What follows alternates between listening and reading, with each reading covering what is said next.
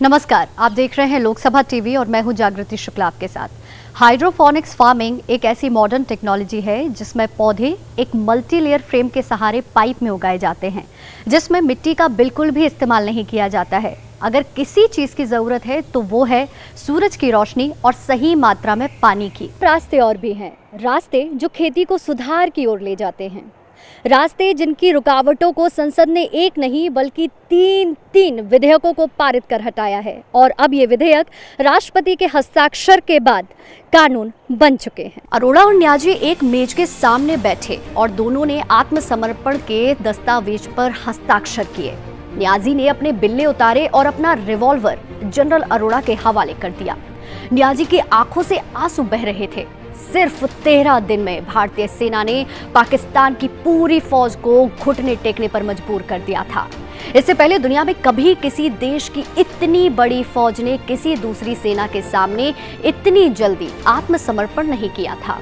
इतनी बड़ी जीत के बाद भी हिंदुस्तान का बड़प्पन देखिए, जिसने जीती हुई जमीन पर भी तिरंगा तक नहीं फहराया। ये आंकड़े आपको ज्यादा लगेंगे, लेकिन भारत आबादी के लिहाज से बहुत बड़ा देश है और शिशु मृत्यु दर प्रति 1000 बच्चों पर तय की जाती है और ये दर पहले के मुकाबले अब कहीं ज्यादा कम हुई है और इस तरह हम कह सकते हैं कि ये हमारे लिए एक अच्छी खबर है। पहली बार अगर मैं बात करूं 2014 की, आपने पहली बार जब चुनाव लड़ा तो लगभग 5,56,000 के आसपास आपको कुल वोट मिले थे और इस बार भी 2019 के आम चुनाव में आपको 5.5 लाख से ज्यादा टोटल वोट्स मिले हैं। मतलब जनता का इतना सारा प्यार, मेजॉरिटी बहुत कम हो गई अभी। सबसे पहला जो मेरा सवाल है आपसे वो ये कि कैसा महसूस किया जब पहली बार बतौर सांसद आपने संसद में अपना कदम रखा, पहली बार पहुंची, एग्जैक्टली क्या फीलिंग थी? आज मैं संवाद करने जा रही हूं अभिनेता से नेता बने, उड़िया सिनेमा यानी कि बॉलीवुड का बड़ा नाम, जाना पहचाना नाम अनुभव मोहंती से। अनुभव जी, बहुत बहुत स्वागत है आपका। थैंक यू, और आपका बहुत बहुत धन्यवाद लोकसभा टीवी का भी, जो मुझे यहाँ पे आके बोलने का मौका दिया आप लोगों ने। यूपी के 3 शहरों में लपटों का कहर देखने को मिला है।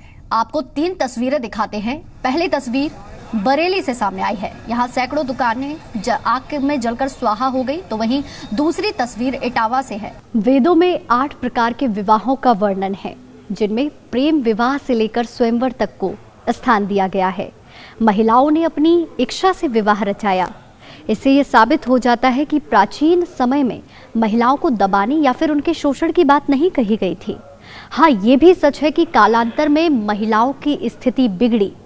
अब प्रश्न ये उठता है कि ऐसा कब से हुआ और वो कौन से कारण थे जिसने हमारे समाज को इतना प्रभावित किया। ये समर्पण एक भारतीय सैनिक का ही हो सकता है जो अपने देश के खातिर अपना सब कुछ गंवाने को तैयार है।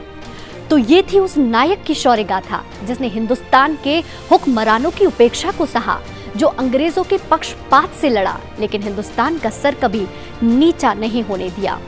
यह केवल कहानी नहीं बल्कि प्रेरणा है हम सब के लिए।